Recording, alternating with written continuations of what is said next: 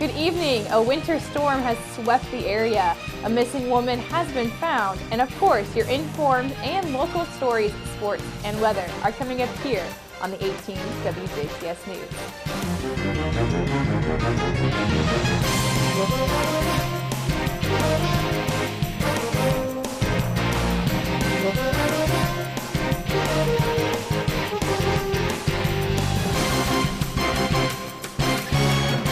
The 18 WJTS News. Good evening. I'm Charlotte Olson. The second winter storm event of the season took shape Tuesday evening and set its sights on southwestern Indiana and the WJTS viewing area overnight. Moderate to heavy snow began to fall over most of southwestern Indiana around 1 to 1:30 local time this morning, immediately blanketing the area, covering roadways across the region. The National Weather Service declared a winter storm warning for 5 southwest Indiana counties and a winter weather advisory for all additional 29 southern Indiana counties on Tuesday. Those warnings and advisories are expected to remain in effect at least until early evening hours of tonight. 2 to 4 inches of accumulating snow covered portions of southern Indiana through today, with 1 to 2 inches in central Indiana, creating a glaze on most surfaces. State, county, and local street crews were sent into action immediately once the snow began to fall this morning, as road conditions quickly deteriorated. Needless to say, poor driving conditions resulted in numerous slide-offs and accidents throughout the area and likely will continue as poor road conditions continue to exist.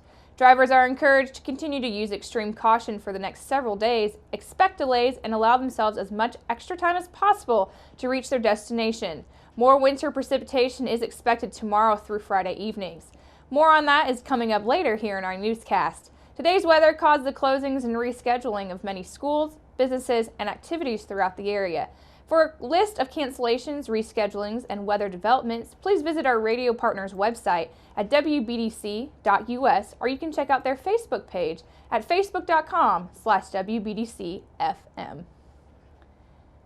At a special meeting of Northeast DuBois County School Corporation Tuesday night, Northeast DuBois Superintendent Bill Hoeksang provided those on hand at the Northeast DuBois High School cafeteria recommendations in regards to results from a feasible study about school funding concerns. The result came from a presentation given on January the 7th by the Administrator's Assistance Group, who conducted evaluations and data collections. Based on this presentation given, a general fund operating tax referendum was recommended by the Administrator Assistance Group. This group has seen this sort of issue before, where possibly one of the corporation's elementary schools would be closed due to government changes in public school funding. Last night, Hoeksang provided the school board and the community with a descriptive presentation on his recommendations to either increase preschool costs or move forward with the referendum. His ideas address funding cuts and increasing revenue for pre-K through 12 grades and would be in addition to the referendum. A projected savings for 1 year would be in the range of $50,000 to $150,000. He also gave a spectrum of the possible use if the referendum gets passed, such as paying for teacher retirement expenses, and also the reality of what could happen if it does not pass, such as eliminating programs or having to reconsolidate with neighboring school corporations. While he strongly expressed in favor of the referendum, Hoeksang also acknowledged that it was just not the time in light of recent trouble faced by local poultry farmers and their needed community support.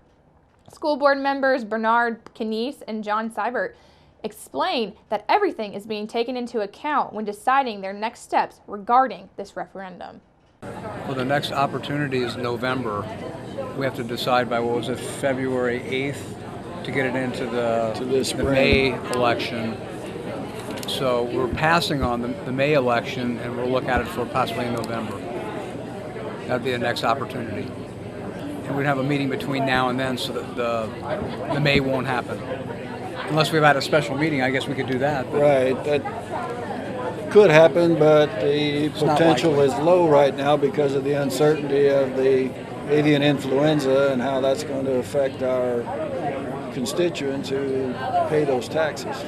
No immediate decision was made to consider a referendum, but during Tuesday's gathering, the board did consider and decide that Superintendent Hoeksang's first recommendation to raise the preschool price $1 a day and an increase of $5 towards the preschool registration fee.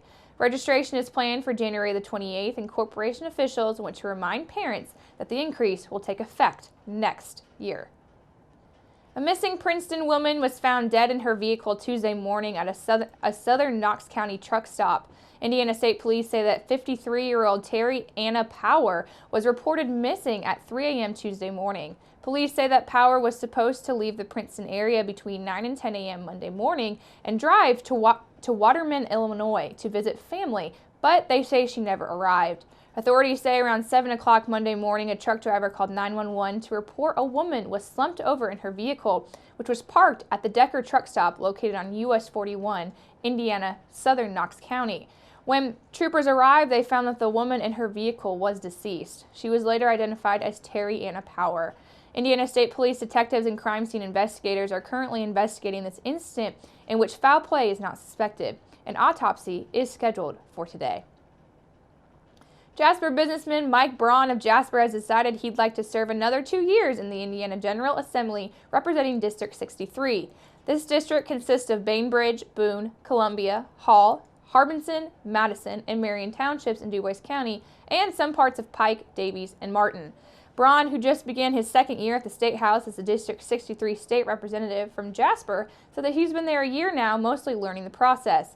He says now that that's been done, he will be more involved in some significant decisions, especially as it relates to infractions that will impact our state for years to come.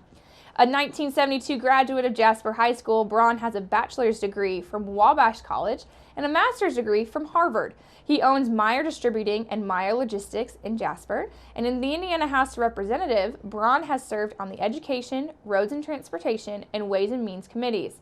He is a board member of the Consex Indiana Logistics Council and the I-67 Development Corporation. He is a member of the Nature Conservancy, Indiana Woodland Owners Association, and Quail Unlimited. He actively manages several tracts of timberland and has been awarded the Charles Deem and Pioneer Forestry Award for his woodland management.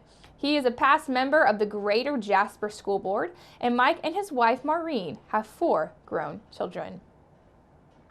A Tell City man has announced his intentions to run as a Democratic candidate for the District 74 seat in the Indiana General Assembly. The District 74 seat is currently being held by Republican Lloyd Arnold.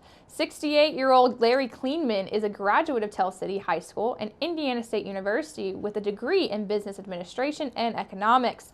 He retired last month as president and chief executive officer of Lincoln Hills Development Corporation, where he oversaw 140 employees who provided services in 10 counties and 30 locations to approximately 7,000 people annually, with an annual operating budget of about $14 million. Klayman also was a member of the Indiana Army National Guard, graduating from the Indiana Military Academy as a second lieutenant, serving in the Charlie Company in Tell City as an infantry and motor platoon leader, achieving the rank of first lieutenant prior to his honorable discharge. Klayman has also served on numerous local, state, and national boards, including Perry County Habitat for Humanity and the Tell City Troy Township School Board. He is also the recipient of numerous awards, including the Staff Member of the Year Award from Indiana Association of Community and Economic Development in 2005, a Distinguished Hoosier Award from former Governor Mitch Daniels in 2007, a Sagwire of Wabash Award from Governor Mike Pence in 2014, and a congratulatory certificate from Archbishop Joseph Tobin honoring his service upon his retirement in December. Klayman lives in Tell City with his wife Sharon, and they have 5 children, 9 grandchildren, and 1 great-grandchild. District 74 includes portions of DuBois, Spencer, and Orange counties, and all of Perry and Crawford. Sonia Haas has filed to be a candidate for one of the at-large seats on the DuBois County Council. Now there are 3 at-large seats up for the council grabs in 2016 election. The remaining 4 seats on the council were filled in 2014, and Haas is seeking the Republican nomination for the seat at the May 3rd primary election. Sonia and her husband Neil live in St. Anthony, and she is a 1990 graduate of Forest Park High School and earned 2 associate's degrees in 1992 from Vincennes University Jasper campus. She's employed as the office manager in the office of David Braun, CPA in Jasper. 44-year-old Haas is a member of the National Rifle Association, St. Anthony Conservation Club, and St. Anthony Catholic Church. In a release, Haas says in 23 years with the Braun office, she has dealt with the Indiana Department of Revenue, the Indiana Department of Workforce Development, the Indiana Alcohol and Tobacco Commission, and the Indiana Charity Gaming Commission, among other government agencies. She says her experience working with government and taxes will help her contribute to running county government, and she wants to stress that the importance of good customer service of the taxpayers in DuBois County. Keep it right here, because up next we'll take a look at your weather summary.